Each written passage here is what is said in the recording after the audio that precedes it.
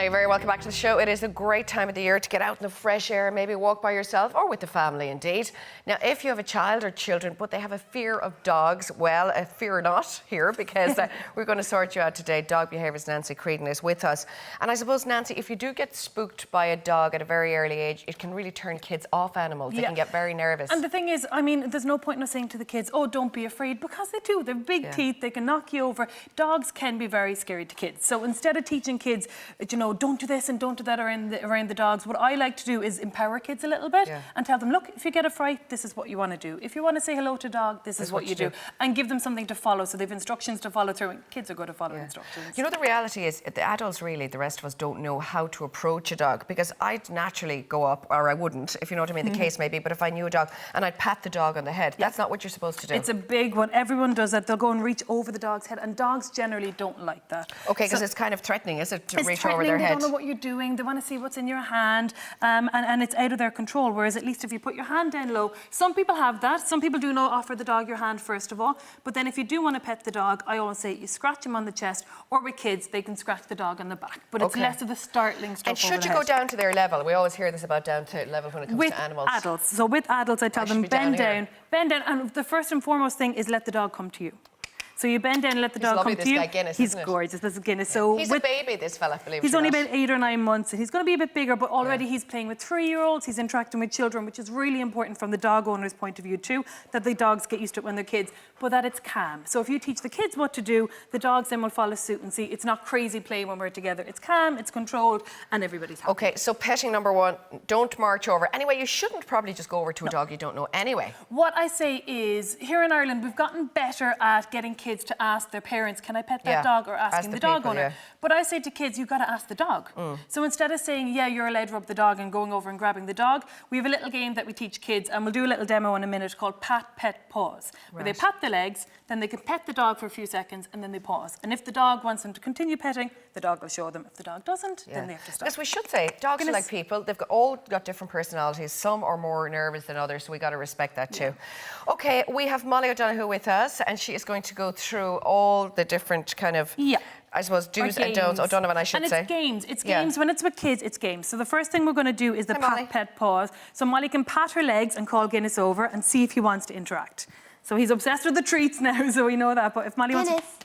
And then she can pet him on the back and pause and stop. So if he wants her to pet her again, he'll let her know. He didn't. He wasn't interested, so he moved away. One treat to Molly and he'll be over in a heartbeat. Exactly. But the point here is that she's not overwhelming him. She's not following him saying, I want to rub you, I want to interact with you. And the dog's saying, leave me alone. And I suppose we should say one thing, the worst thing you could ever do, because I remember this happened to me at a kid's birthday once with my dog. The kids were pulling her tail. And they can snap. And it's like, don't pull the tail, don't pull the tail. Instead of saying, don't pull the tail, we say, rub him on the back. Give them an alternative. Just rub him on the back. And the pet and the pause means that you're pausing, the dog has the choice. Okay. So as you said, pat your knees, is it, Molly? Yep. What then? Call their name, and then pat them on the back or the chest. Yep. And then how do you know if he wants to keep being rubbed? He'll come over. And so you pause and he decides. Perfect. Okay. Now there's something to do with the tree concept. Explain this to us. I love this one. So the be a tree, again, is fun. It's so much fun, especially if you have a group of kids. It's teaching the kids when they hear be a tree, or if they get a fright from the dog, they have to quickly be a tree. And what it does is it tells them what to do instead of what not to do. So me and Molly will do a little demo. So if she gets a fright from Guinness, say if she has a toy and does a little squeak, and it might get him interested in it. So you can do a squeak.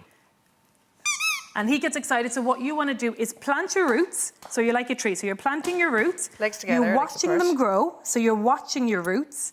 You drop your leaves. So anything in your hand gets dropped. You plant, or you branch your roots, plant your roots, watch them grow, drop your leaves, intertwine your branches, and be silent like a tree. So Molly's already doing it spot on, but what we're doing here is she's not running away, so she's not getting chased. She's not screaming, so she's not getting chased. She doesn't have ice cream in her hand, so she's not getting chased. But she's looking down, so you shouldn't eyeball a dog. Exactly. And it's again, you don't say, don't stare at the dog. Watch your roots grow, so therefore they're not thinking about that, they're just thinking about their roots, but they're not interacting with the dog. They're totally ignoring the dog. Plant her roots, watch them grow, drop her leaves, fold her branches, and silent like a tree. So be calm and everything will just relax. So if a dog is excitable, they'll calm down because you've calmed down. Two things. If the dog feels a little bit threatened, you're straight away saying to the dog, I'm not a threat. Yeah. If the dog's excited because you're great fun, you're straight away, you're being boring. So the dog will go off and do something else. Are you scared of dogs, or were you ever scared of dogs, Molly? No. No, you're good. You've been around dogs, of course, all your life. Molly's probably. a 17-year-old King Charles. Oh well, that's an amazing Molly's grown fact up in with itself that King Charles is 17 years old. Exactly. It's quite amazing, isn't I know. it? It's good going. What do you think yourself, just this is a different subject altogether, but are big dogs good for kids? If you have children that are very active and jumping and playing and messing? Obviously, when you're bigger, you're sturdier, you're less likely to feel like you're going to be broken. One of the big studies that's come out recently is more so to do with arthritis. So when their dogs are getting old, they're a little bit more feeble, and then they're going to be a little bit more nervous around kids as well. So if your dog is pushing on a little bit and the kids are a little bit rambunctious, manage that play a little bit more. And again, when it comes to bigger dogs, they're more sturdy, they're less fragile, and they know it. So the little guys might feel a little bit more nervous. Yeah, you need to be careful, especially if you have little chihuahuas and things like that, and kids jumping around.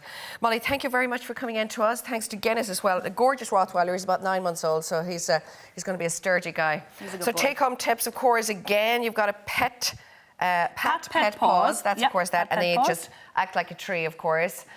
Keep basically all your hands to the chest and back down and be like a tree. Look down, stay calm at that position for a little while, and everything will be just fine. That's the plan. Thanks very much, Nanci.